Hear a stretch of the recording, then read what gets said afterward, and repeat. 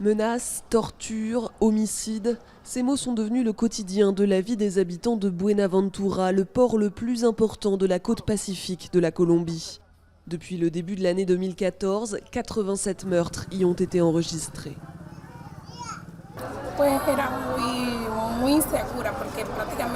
C'est très dangereux. On ne peut pas sortir de chez nous parce qu'on a très peur qu'il puisse arriver quelque chose n'importe quand.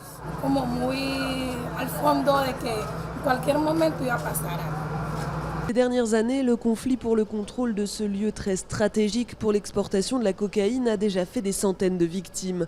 La Colombie est avec le Pérou l'un des premiers producteurs de cette drogue. Malgré les discussions de paix qui ont lieu actuellement entre le gouvernement colombien et la guérilla armée des FARC, la violence continue d'augmenter.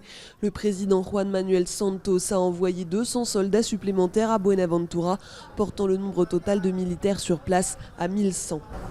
Vu la situation à Buenaventura, où les FARC, il y a quelque temps et aujourd'hui les bandes armées, commettent des crimes et assassinent des citoyens à l'intérieur même de la ville, il est nécessaire d'avoir des commandos spécialisés dans les opérations de ce type, même lorsqu'il y a beaucoup de monde impliqué dans ces opérations.